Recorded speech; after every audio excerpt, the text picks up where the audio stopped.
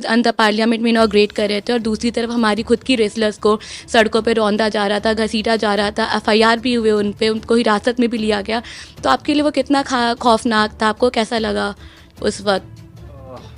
Ma'am अभी what should I से, like मैं अपने शब्दों में बयान नहीं कर सकता इस चीज़ को, लेकिन बिकॉज ऐसा हिंदुस्तान हमने पहले कभी नहीं देखा था। मैं 85 बोर्न हूँ, इससे पहले कि जो मेरे बाप दादा ने कभी ऐसी स्टोरी नहीं सुनाई कि सरकार इतना स्ट्रॉन्ग डिसीजन उनके साथ खड़ी है जिसके ऊपर सेक्सुअल हरासमेंट के केस हैं। तो मैंने ऐसा हिंदुस्तान कभी नहीं देखा था इससे पहले। कभी मैंने कांग्रेस की भी सरकार देखी 10 साल, बिल्कुल जब टॉप में थे वो लोग। अभी 10 साल से इनकी सरकार देख रहे हैं, तो इसमें और उसमें बहुत फ़र्क है इन चीज़ों में। तो यू थिंक कि ये एक तरीके से सरकार की निर्दयता की हद है, like this is the epitome of governments apathy, and इसका क्या रिजोल्यूशन हो सकता है, इसका क्या समाधान हो सकता है आपके अकॉर्डिंग? आई थिंक जो मैं मानता हूँ ये इनको बुलाना चाहिए प्रधानमंत्री जी द्वारा, पीएमओ द्वारा। इनका जो भी सॉल्यूशन हो चुके वो इनकी सुननी चाहिए, एटलीस्ट बताना चाहिए। ये नहीं कि पर्दे के पीछे सब सारी चीज़ें हों, उनके सामने बैठाओ, सबके सामने मीडिया हो, सब लोग साथ में आपके बैठे हैं, तब देखेंगे भैया क्या सही है, वो एलिगेशन क्या ला रहे हैं, वो सरकार क्या बोल रही है, तो सबके सामने हो। ये नहीं कि पर्दे के पीछे तो बहुत सारी चीज़ें हो चुकी, कई बार कमेटी बनाई, कई बार कुछ और बहुत सारी चीज़ें की, लेकिन रास्ता क्या हुआ? वो बेचारे अभी वो हरिद्वार पहुंच गए हैं, अभी 5 दिन का उनको अभी वो मिला, शायद रिलीज मिला कि 5 दिन के बाद दोबारा हम फिर करेंगे। तो मैं मानता हूँ कि हिंदुस्तान के लोगों का कहते कि जात पात में, हिंदू मुस्लिम में बहुत टाइम वेस्ट हो रहा है, और वो नहीं, मैं नहीं मानता कि उनमें अभी खून बाकी है। अगर भगत सिंह भी सोचता कि मैं तो अच्छे बड़े परिवार से था भगत सिंह, आपने पढ़ा कभी उसके बारे में, बहुत 100-150 किलो ज़मीन थी उसकी, लेकिन वो भी सोचता कि लाइक मेरा क्या है, तो ठीक है चलता चलने दो, तो फिर तो क्रांति हो लेती, फिर तो नहीं होता कभी भी। तो भैया अगर किसी कहते हैं नंबर सबका आएगा, टाइम कीजिए, थोड़ा सब्र कीजिए। आज रेसलर की बारी, कल किसी और की होगी, तीसरी किसी और की होगी, तो जस्ट वेट एंड वॉच। लेकिन कहते हैं कि जब लोग अगर गलत को गलत नहीं कहेंगे और सही को सही नहीं कहेंगे, तब तक मैं नहीं मानता कि हिंदुस्तान आज़ाद है। वन मोर लास्ट थिंग, अगर आपको हम एक मैसेज देने के लिए बोले हमारी रेसलर्स को और देश के लोगों को, तो आप क्या बोलना चाहेंगे उन्हें? जी, मैं उनके साथ हूँ, और सही गलत मैं उनके साथ रहूँगा, बिकॉज मैंने देखा है स्पोर्ट्स पर्सन जो स्टैंड लेते हैं उसके साथ रहते हैं, और मैं एज स्पोर्ट्स पर्सन उनके साथ हूँ। अगर मेरी जरूरत पड़ी तो भैया मेरा ओलंपिक मेडल भी कहते हैं मैं तैयार हूँ तुम्हारे लिए, त्याग करने के लिए। Okay, thank you, sir. Like when you first heard about Sakshi Malik and all the wrestlers when they decided कि वो गंगा में अपने मेडल्स बहाने जा रहे हैं, एज एन एथलीट आपने क्या सोचा? आपके दिमाग में पहला ख्याल क्या आया?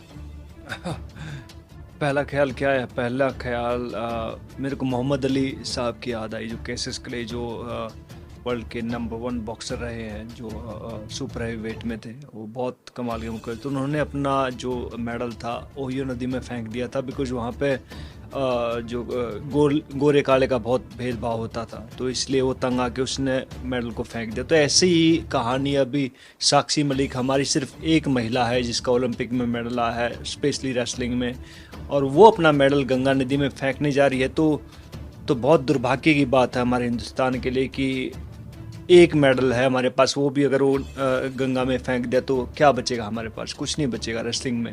तो जो भी लड़कियां उसको देख के इंस्पायर हो रही थी, लड़के इंस्पायर हो रहे थे उसको देख के, तो उनके साथ क्या बीतेगी?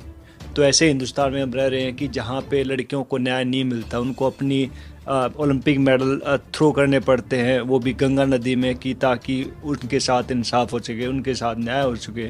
तो मेरा पहला रिएक्शन, मेरे को बहुत गुस्सा आता है इस बात को लेकर, बिकॉज हट इतनी भी अच्छी नहीं होती, ज़रूरी नहीं होती।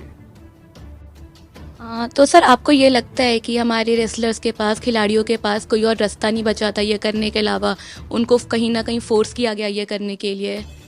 देखिए, उन्होंने एफआईआर दर्ज करवाने की कोशिश की पहले, लेकिन एफआईआर दर्ज नहीं हुई। फिर सुप्रीम कोर्ट की उसमें हस्तक्षेप हुआ, उसके बाद आके एफआईआर दर्ज होती है। पर इतने दिन से 1 महीना हो गया, बेचारे जंतर मंतर पर बैठे हैं। उनको कई बार बारिश, आपको मालूम है दिल्ली में कितनी बारिश हो रही है, कितनी गर्मी है, लेकिन फिर भी वहाँ पे बैठे हैं। तो हर तरफ से उन्होंने लगा कि दरवाजे बंद हो चुके हैं।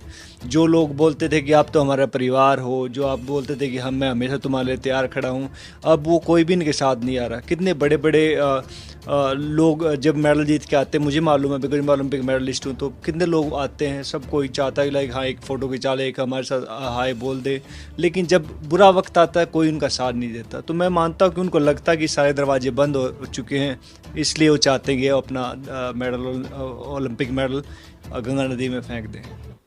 सर, तो आप एक खुद खिलाड़ी रहे हैं जिन्होंने सारे मेडल जीते हैं, आप इंटरनेशनल मेडल्स भी लेकर आए हैं, you have brought this country to glory. So do you think जैसे 28 को एक तरफ जहां पार्लियामेंट का नए पार्लियामेंट का इनॉग्रेशन हो रहा था, पीएम खुद अंदर पार्लियामेंट में इनॉग्रेट कर रहे थे, और दूसरी तरफ हमारी खुद की रेसलर्स को सड़कों पर रौंदा जा रहा था, घसीटा जा रहा था, एफआईआर भी हुए उन पे, उनको हिरासत में भी लिया गया, तो आप